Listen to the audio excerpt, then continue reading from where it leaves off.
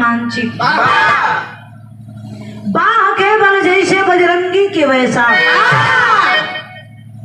बर के बिना जैसे के बाराती में दुल्हन रहे तो बारात सोहला ना, अच्छा ना लागला। वैसे शुरुआती में मेहरारू ना रहे तो शुरुआत अच्छा ना लगेला। ए भैया, एक दिन एक समय के बाद भोलेनाथ माँ पार्वती कैलाश पर्वत पे बैठे हुआ, मैया अंगना द्वार करो गाड़ी, भोलेनाथ जा करके कहल जला के मरद का जात राड़ी बड़ा होना जाके मेहरारू का दब जाके माँ सती के दर्रे के बैठी गई ना, बैठ के दुनिया रमा लेना मुड़ी के माला जो गरे में रहल देख के हंसे, माँ पार्वती के देख के हंसे, 108 मुड़ी का माला देख के माँ पार्वती के हंसे तो माँ पार्वती कली स्वामी ये हमके देख के कहे हंसेला, आखिर ये हो के बोले ना तुम मने मन मुस्कियात हम मेहरारू गजा जब देखा तब कचर पचर कचर पचर करत रहे। अब उनके चिढ़ाऊ ही बदे तो सब कुछ होत गइला, उनके जाए तो चिल्लाए तो मेहरारू ना है स्वामी स्वामी जगावो तो नहीं, लेकिन भोलेनाथ उठत ना हो। उनके मन में शंका हो गई, मेहरारू ने बताई शंका जीत और मर्दन के झुकावे के तरीका। गौर करिएगा, माँ सती को मने मन शंका हो लगा कि हमारे से ज्यादा प्यार इनके करलन, माला पहन के घूमत, इनकर माला पहन के सुरहो सिंगार करके इनकर घूमत हो, मन में उनकी तकलीफ भई, लेकिन भई का बड़ी सुंदर गीत है।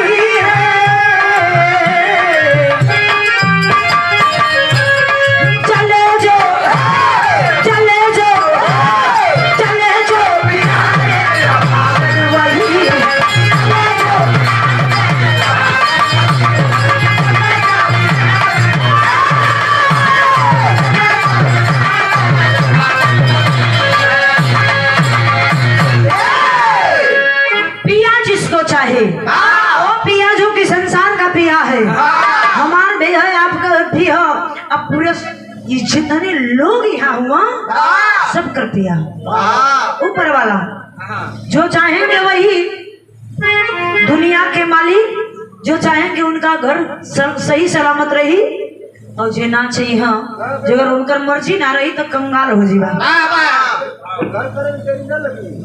कौन करिएगा, लेकिन माँ पार्वती के मन में शंका समाई, मन ही मन सोचा तरीका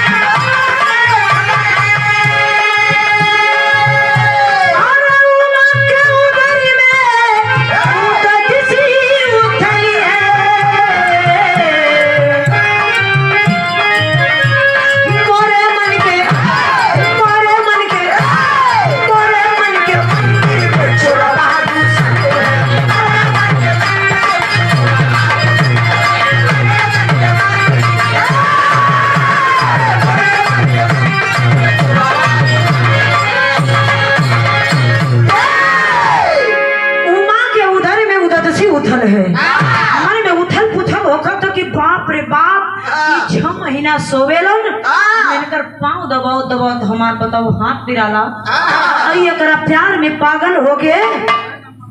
कि माला पहन के सुरहो सिंगार सजा के हमके छोड़ के करे प्यार में पागल हुआ, एकरा से खराब हम है। मेरा भी देखा ये अगर दूसरे से खड़ा होके बतियावे लगबत कहिया आवा आवा आवा, आज तुहार दिन खराबे हो, सुधर जेबा सुधारे परी। पंकज भैया आवो आवो, आज रतिये में तोहे बताई।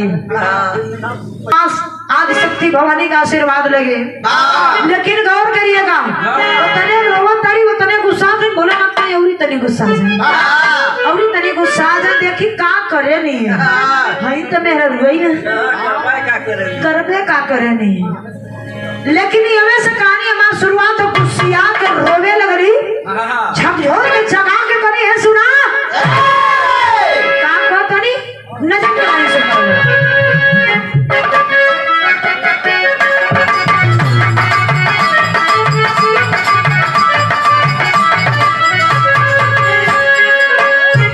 हमारे दिलकारी मुंडन भोला के गर्दनवा हो, देखते गौरा जी के ज्वाला बरस तनवा हो।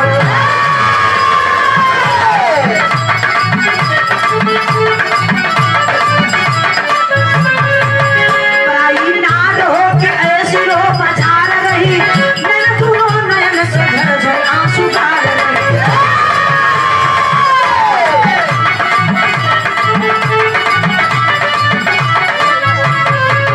इन्हें तो शर्म नहीं, आप भी दीवाने हो, कस जाने में मेरे लगते बड़े अनजाने हो।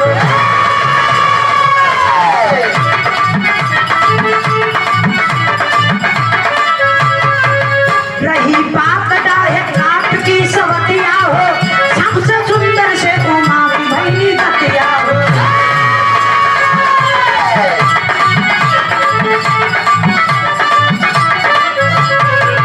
उमा के बात सुन के हंस भोले दानी हो, उमा के बात सुन के हंस भोले दानी हो। ओम शांति तनी धीर धरा भवानी हो।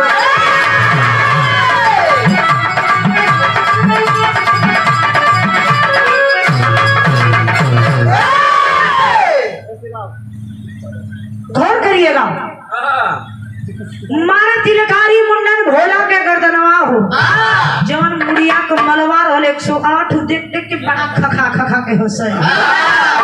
काहे हंसत रहल पता हो? काहे? सेम चेहरवा मिलत रहल, यही से देख के हंसत रहल। मारे तिलकारी मुंडन भोला के गर्दनवा हो, जितना देखे गौरा उतने उनकर एकदम आँख बबूला पूरा तन जले लगे। मारे तिलकारी मुंडन भोला के गर्दनवा हो, देखते गौरा जी के ज्वाला बरसे तनवा हो। कनी की पराई ना रहो, मेहरारू के चक्कर में करे चक्कर में तू दीवाना भल है, करे प्यार में हम एकदम अनजान समझला। जब जाइला हम, जब आवेला हमरे पास तो लगला हमके सिखावे के पड़ी तो है। रही बात रहे काठ की सवतिया हो, बताओ जरा कि मेहरारू काठों का सवत बर्दाश्त ना करे। घरे में लिया के काठे का सवत वही से रोज हंसा, रोज ने वही से बोला। एक दिन कहीं पक्का नहीं आग लगा दे जर जी, चूल्ही में डाल दे, चूल्हिया में मशक का तोड़ के डाल दी। जीवन हमार छीना तनी सुख चैन ना। ए भैया, रही बात ना है काठ की सवतिया हो, माँ जब गौरा उतरली कैलाश पर्वत में, भोलेनाथ विवाह करके लेकर के गईलम, तो सांप छछुंदर से उनके आरती का धारण सजल, सांप छछुंदर से उनकर सेज सजल, सांप छछुंदर के द्वारा उनकर आगमन उस टूटही मड़ई में भया। पहाड़े में कलिन के सांप छछुंदर से भइल उमा के गतिया हो, हमार तो गैर गत कर देला, हमार तो इज्जत ना बेइज्जत कर देला। हम करा बदे फूल का सेज अपने गले में माला, अपने कलेजा अपने दिल पे बैठा के रखत हुआ। भोलेनाथ कलन घरे पागल छुप रहा, जान गए कि आपका लाल हो गई। मनी है ना, मेहरारू को तरफ मर्दन के कमजोरी हो जाला।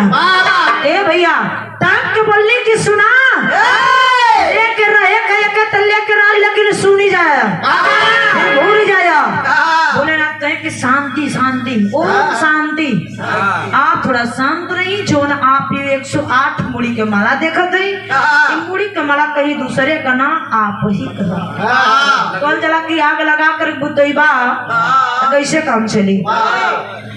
लगनी झरझर झरझर रोवे। भोलेनाथ कहे राज की बात तो तोरे बस की बात ना हो। माँ पार्वती रोवे लगनी कि आखिर राज की बात हो का। गीत बड़ी बेजाजी लगल कैसे।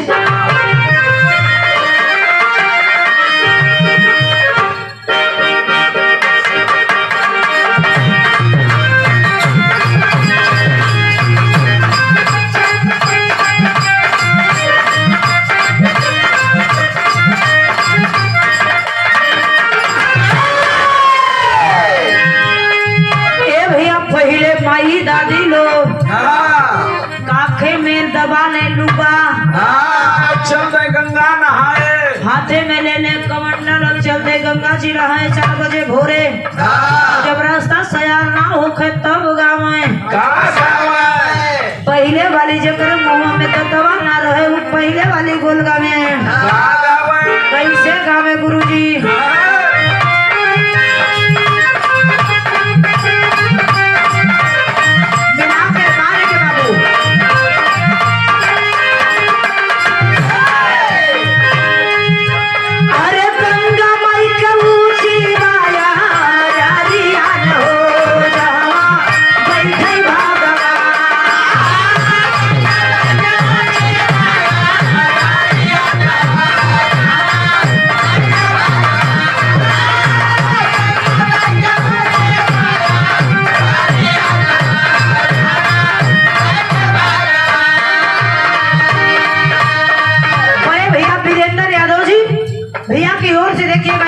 दे करके सम्मान किए हैं। चोरों में बड़ा आशीर्वाद के जा रहे हैं। लेकिन अगवा वाली बोलिया का में कहा ये माई रुका तनी हमहू लोग के लहावे था। अने हमहू लोगन के लहा दे था।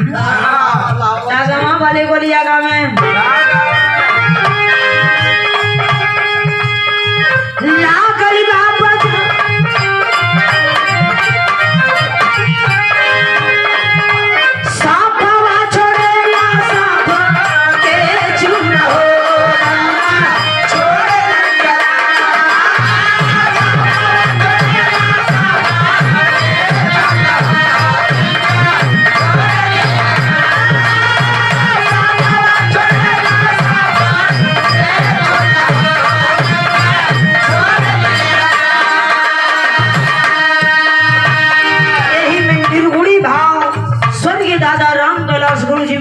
के भाव में बड़ी सटहा के गीतिया गावे। कैसे गावे गुरुजी। लागल बाबा जारी आया काम पूरा होइया कामना बेचा।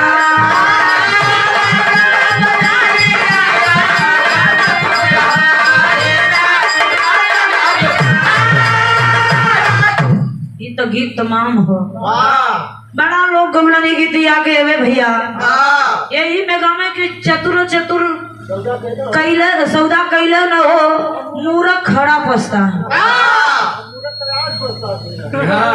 लेकिन गौर करिएगा भाव बड़ी मेजाजी माँ पार्वती रोवे लगली। रोवत तड़ी रो के अच्छे बात पूछे तड़ी भोलेनाथ से का बताई दे राजा वाली बतिया न हो सुना सजना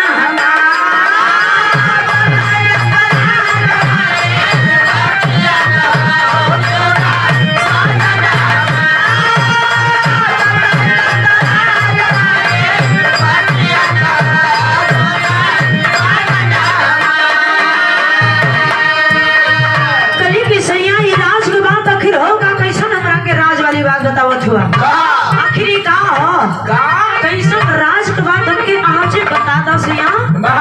लेकिन भोले रंगना ठीक ठाक मेहरारू को जा तोरा सबके बस की बात ना हम बस घास हुआ करो घर में खाना बना के दो बर्तन माजा बस ऐसे ज्यादा जिम्मेदारी तोरा सबके ना होली।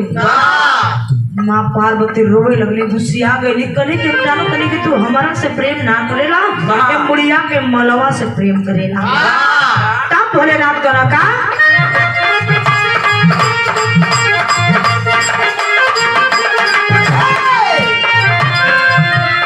पूर्वा जन्म से तोहसे लागल प्रीतिया।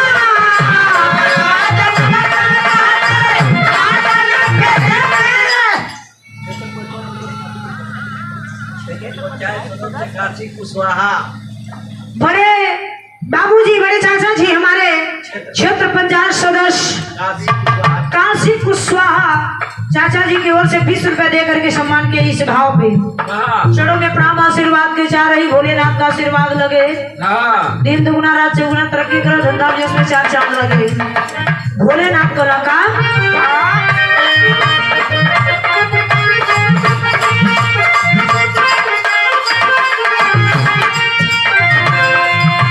पूर्वा जन्म से तोहसे लागल प्रीतिया।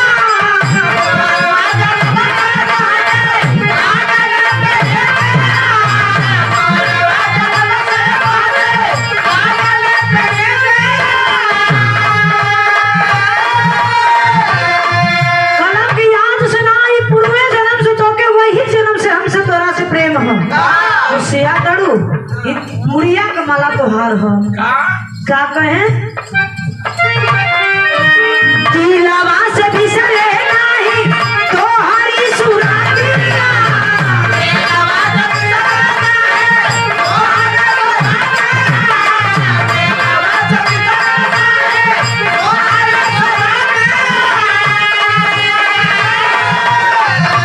और तुम लगा के रखली चातिया न हो सुना बहुरा।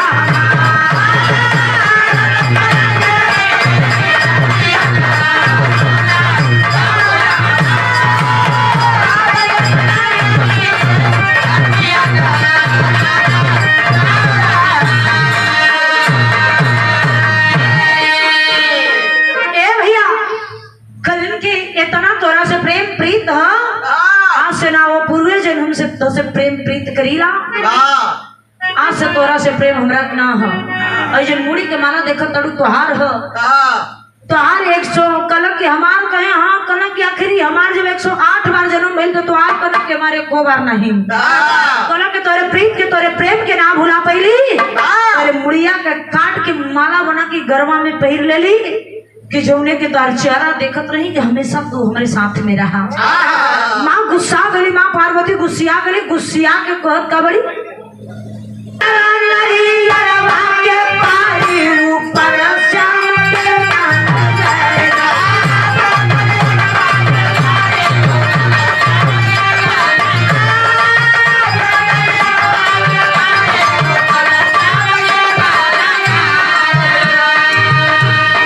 बनारस कमाई वही लोग कमाए, गाजीपुर कमाई वही लोग कमाए, कन्हैया का दुलही कमाए। अरे कितना तू गंगा मोहिबा, अरे कितना तू गंगा मोहिबा, गंगा मोहिबा।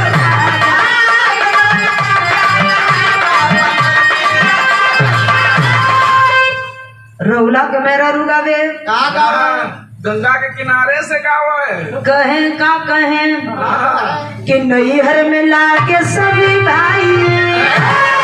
अरे नैहर में लागे सब भाई, नजर यार से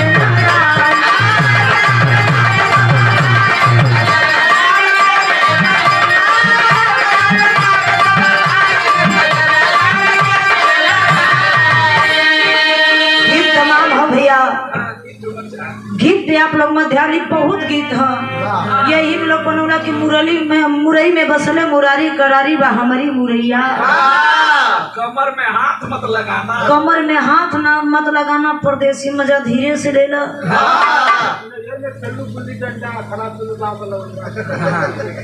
ए भैया, हम तो हई भी ये पास बोलम बिरहा के गवैया। आज नदिया किनारे मोर डोले हमार पिया हमसे न बोले। भदोही में चल जा तो कहीं आज जो नहीं बा तो पूछब तो हर मुँह लोढ़ा से पूछब। बड़ी बड़ी गीत है। ये तो गुरुओं जी पे पिता लेकिन गौर करिएगा, वहां पे आप लोग ध्यान दीजिएगा। माँ पार्वती को सिया गली कली कि हमारे 108 बार जन्म कलम की। हाँ कले आखिर तुहार कहे हमारे को बार नहीं कहे काहे कलम हमारे अंदर अमर तत्व हो। जे भी अमर कथा के सुन ली जिंदगी धन्य हो जाएगी। माँ पार्वती गुस्सिया कली बूढ़ऊ हमके भरमावत हुए कहेगा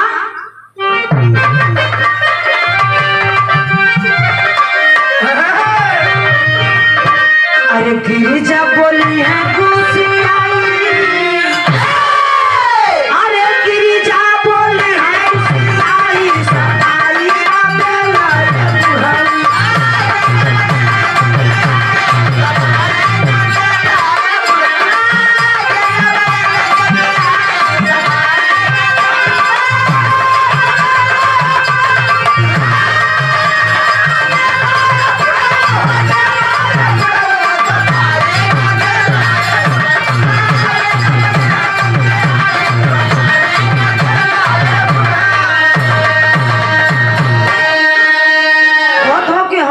सफाई झारत हुआ तो कि हमार मुड़ी है कजनी कौनी सौती का लटका के टहरत हुआ कतो हमार मुड़ी है। हम 108 बार जन्म भाई तुम्हारे एको बार नहीं तू वही अमृत के घरिया पीला हम मतलब वैसे ही जन्म ले ले हैं।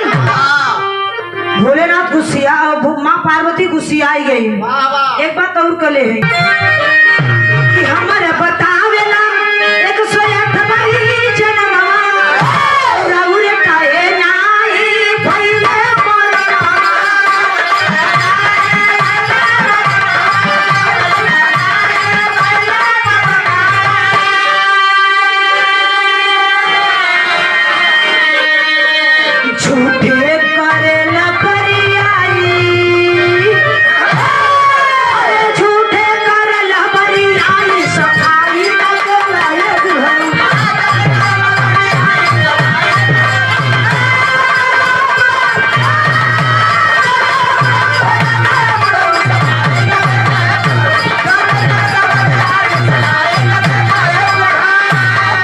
भरोसा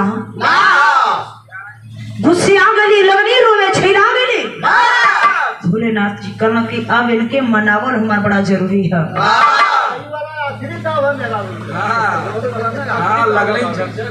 लगनी झरझर झरझर रोवत तब भोलेनाथ समझावत हो कैसे गुरुदेव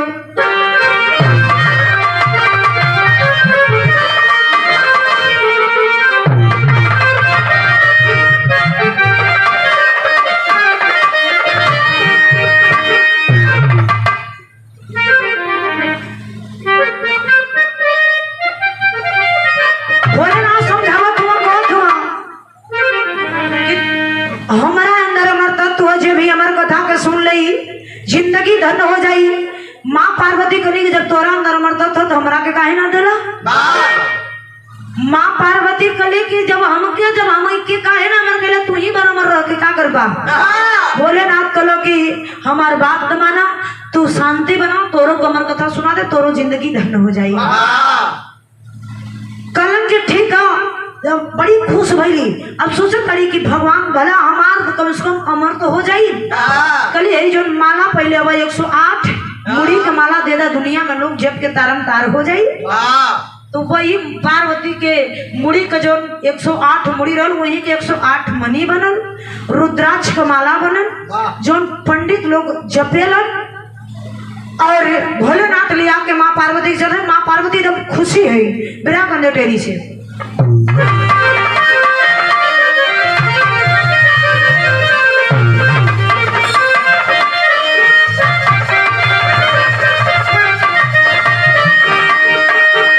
अरे भवनिया कैली खुश में तनवा अरे भवनिया कैली खुश में हो भवनिया कैली खुश में तनवा अमर कथा सुनावे चलले भोले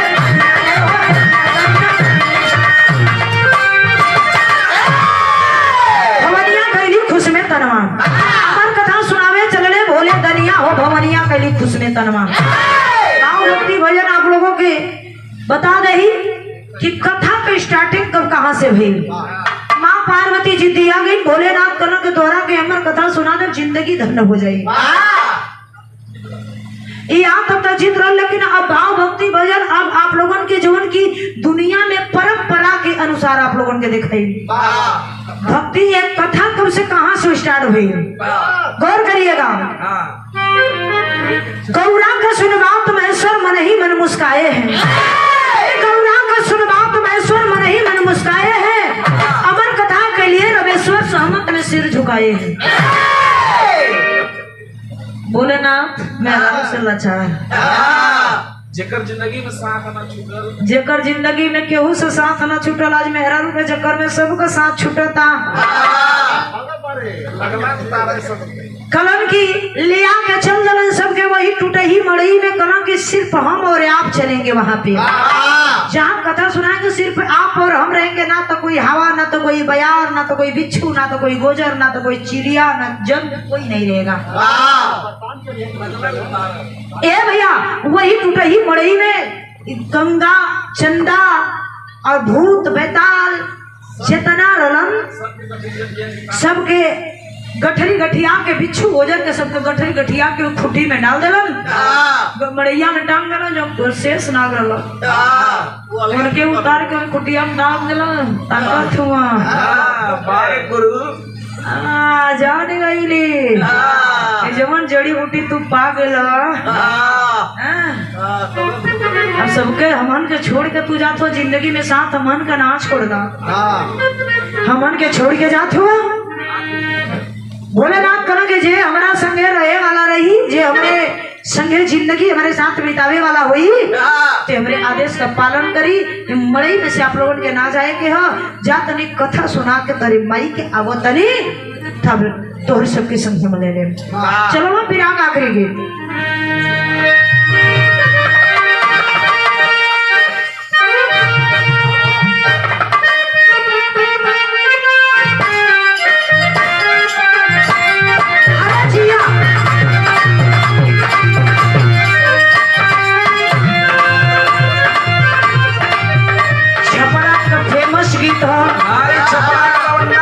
छपरा के लवंडा बड़ा बड़ा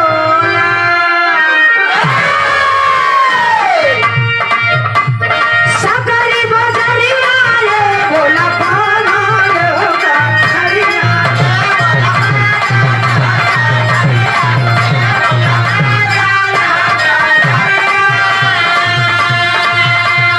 बोला हो पाना रे हरिया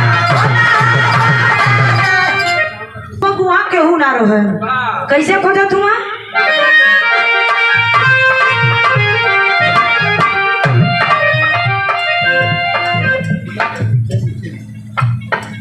कैसे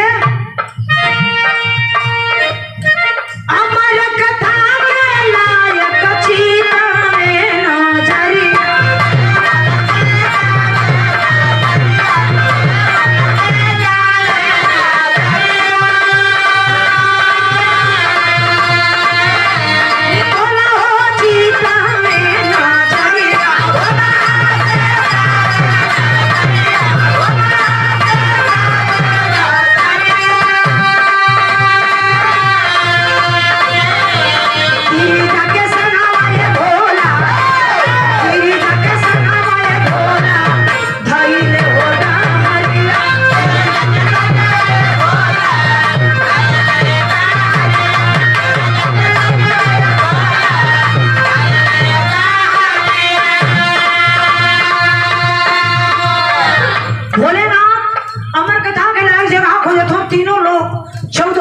खोज लेना कतो जगह ना मिलल, तब पहुंचल गाँव खोजत खोजत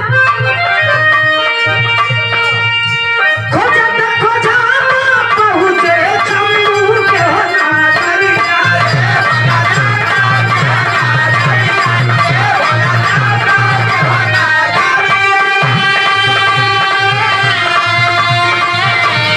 बोला हो चंदू के नजरिया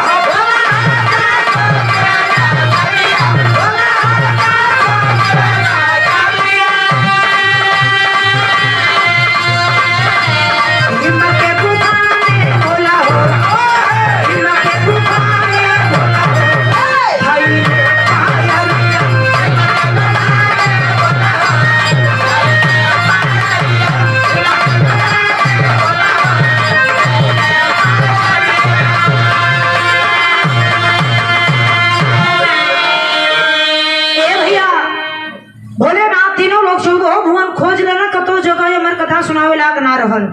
खोजत खोजत पहुंचल जम्मू कश्मीर हिमालय गुफा के पास पहुंचल। वहां तो वहां सबसे बढ़िया सुंदर व्यवस्था, हिमालय के गुफा में एकदम सुनसान लगत रहा। कहीं ऐसे बढ़िया कतौ जगह है ना मिली हमार कथा सुनावेला, सबसे बढ़िया जगह है। ए भैया पहुंचल वहां भोलेनाथ दोनों प्राणी पहुंचल तो भैल का पापट में प्रमाण मिलता है।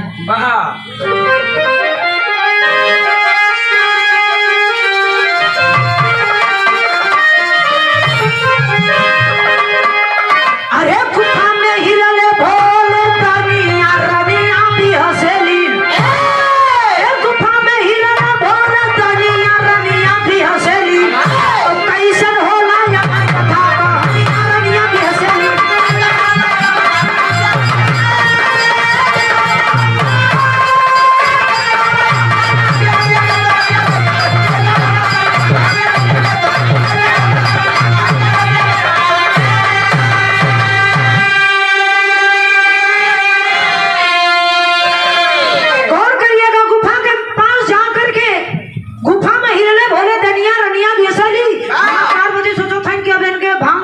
राजा का रसा चढ़ जाई कि भाग जाई है। चले जल्दी से हमार कथा कहानी सुनाओ फिर होला कैसे भाई का। अरे कैले वो मकार भारी,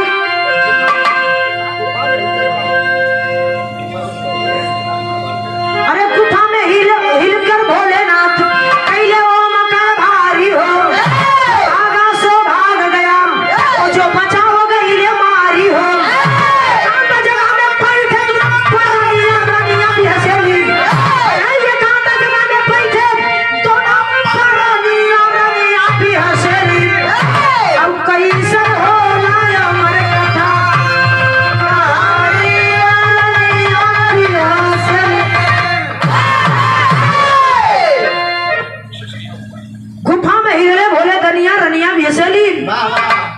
जा करके गुफा में ओमकार भारी कहलन, जे भागल से भाग गई, जे ना भागल को मारा गई। माँ पार्वती के लिए आखिर हमार कथा होला कैसन कहानी का हो, ये कमर राज के बात हमरा से बतावल चाहत हूँ।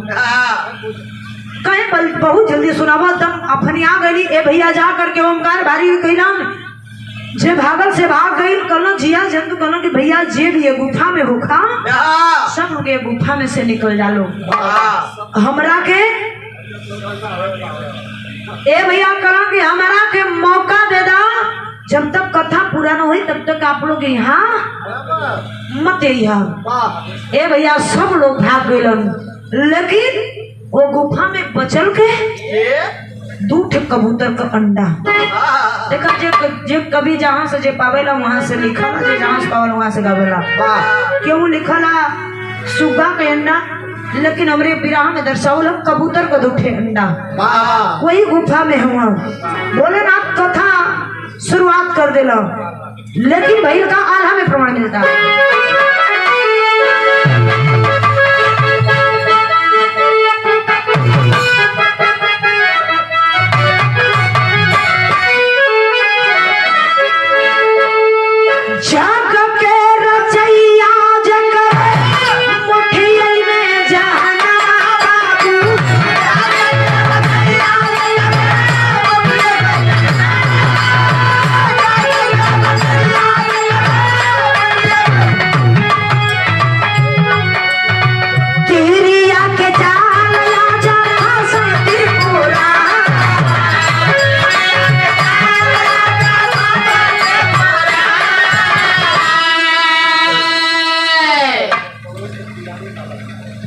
देखिए बड़े भैया जसवंत तिवारी लालापुर की पावन धरती से गुरु जी की ओर से देखिएगा 100 रुपया देकर के सम्मान के इस भाव पे जग के रचयिता जकर मुठिया में जहनवा बाबू तिरिया के जाल आज फंसे त्रिपुरार मेहरू के चक्कर में भोलेनाथ भी फंस गल हो कैसे पार हो जा।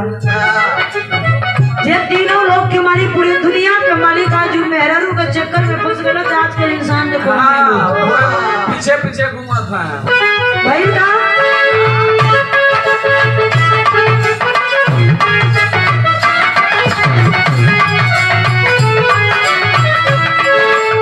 दाई के ध्यान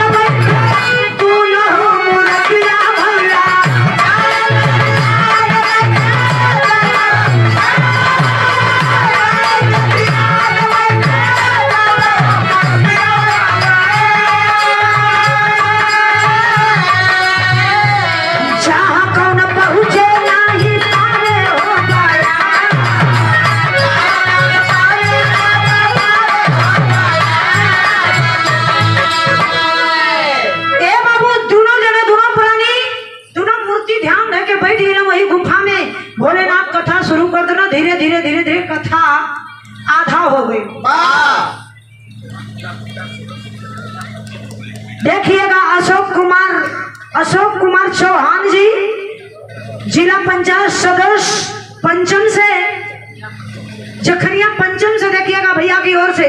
समाज सेवक, समाज के लिए जीना और समाज के लिए मरना, हर गरीबों के दिल के धड़कन है आप। 201 रुपए देख रहे सम्मान किए, चौड़े में प्रणाम। बाबा विश्वनाथ का आशीर्वाद लगे, परम पिता परमेश्वर का आशीर्वाद लगे, विश्व गुरु का आशीर्वाद लगे। गौर करिएगा भैया, तनी झटका में समय बहुत काफी ले ले ऐसे गौर करिएगा। धीरे धीरे कथा याद आ वही। अब तो माँ पार्वती के भोलेनाथ के वर छोड़ा, लेकिन जो वो अंडा रहल, धीरे धीरे अंडा से कथा की कृपा से अंडा में से बच्चा भइल, और जब बच्चा भइला तो माँ पार्वती सुत गई नींद में। धीरे धीरे कथा आधा भइल, माँ पार्वती सुत गई। जो अंडवा में से बचबे अइलन, बचबे धीरे धीरे देखल माँ जगजननी सुत गल बड़ी। लगना कथवा घुकारी भरे, सोचा कथवा पूरा करी ने, संसार में हर पूजा पाठ का काम अधूरा रह जाये। कब पूरा ना होई तो कबूतर का बचवा हुकारी भरे लगल। जैसे मनैया हुकारी भरन, वैसे बड़ा बढ़िया हुकारी भरन। ऐसे भरन गुरुदेव, आपके पता है? अच्छा तो बताइबा ना, बड़ा बढ़िया बोललन, बड़ी सुंदर बोललन, आज भी बोललन। धीरे धीरे कथा पूरा भइल। जब जगजननी उठनी जचक के, भोलेनाथ देखलो कि माँ जगजननी तो सुतल है, रंग रूप सजा के चलन मारे बदे कवन आखिर हुकारी भर देला। जगत जननी तो सुतल बड़ी, आखिर हुकारी कौन भरला? आज ओकर छियत ना छोड़ो। लगना तब तामस में आ करके मारे में तैयार भइल। तब तक कबूतर का बचवा आके पैर पर गिर कर रोने लगला कि स्वामी हमके क्षमा कर दी। देखली माँ जगजननी सुत गलली, कथवा अधूरा रह जात, संसार में पूजा पाठ का काम अधूरा रह जात। यही से हम हुकारी भर देली। अगर गलती कैले बानी तो सजा दे दही, और सही कैले ही तब हमरा के वरदान दे दही। तो भोलेनाथ कहलन कि न सोचलो न विचलो कना ये मस्त जाओ। आज के बाद आप लोगन का अपने मौत से कबहू मरबे ना करवाए आप लोगन। तबे से कबूतर अमर भइलन। लेकिन माँ पार्वती जब तक उठ के नहीं कनी कि जब ओके वरदान तो हमरा के का देला कि तू जितना पहले वो तने में अमर हो गइलू। तब देखा भैया, मेहरारू को अधूरा सपना अधूरे हो आज तक। मेहरारू कनी माँ जगजननी कनी कि पक्का वो के ज्यादा दे हमके ना देलन, जमा चीजों के देना वो हमें ना दे पूना। यही कल जला, यही सब कुछ मेहरारू का पूरा बदन ढाक दे बा, लेकिन कुछ न कुछ अंग खाली है बा उनका। ये हमारे विराट शीर्षक पर, लेकिन आखिरी लाइन गौर करिएगा। दिखाया क्या गया? भोलेनाथ माँ पार्वती अमर भइला कैसे और कहा वो कथा सुने ना, कथा के जगह का नाम का पड़ल।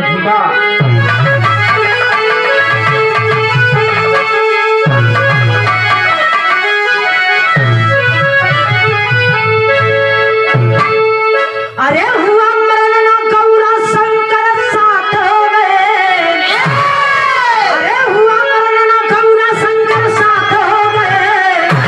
तबले कथवई के कारण अमरनाथ हो गए।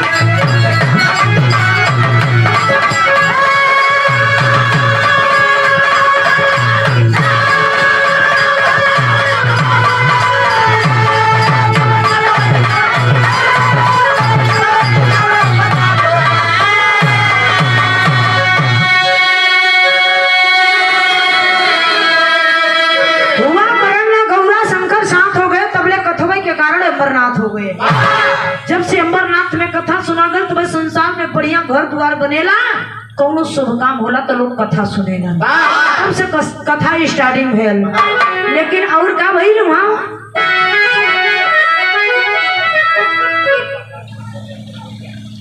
बड़े भैया भाभी प्रधान मंगल यादव रेवरिया के पावन धरती से 100 रुपए दे करके सम्मान के समाज सेवक, समाज के लिए जीना, समाज के लिए मरना, भगवान करे वर्तमान प्रधान हो जाए। लेकिन वो अंबरनाथ के नाम से पढ़ल। जब अंबर कथा सुनोला तो गुफा में अंबरनाथ के नाम से पढ़ल। लेकिन भैया का और आगे अरे सावन भरे भगतन का मेला वाला गेला। सावन में पांव रखे के जगह ना रही अंबरनाथ में। अरे सावन भरे भगतन का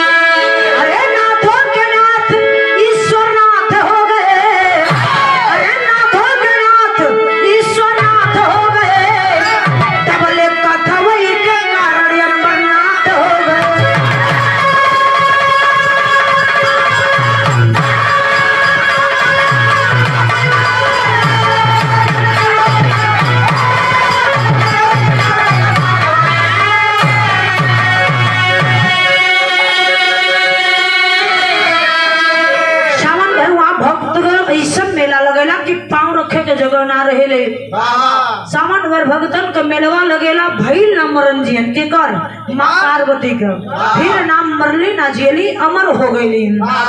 तब से ए भैया पूजा पाठ का काम अगर कथा होता होला जब मेहरारू कथा सुनेलन मेहरारू अक्सर के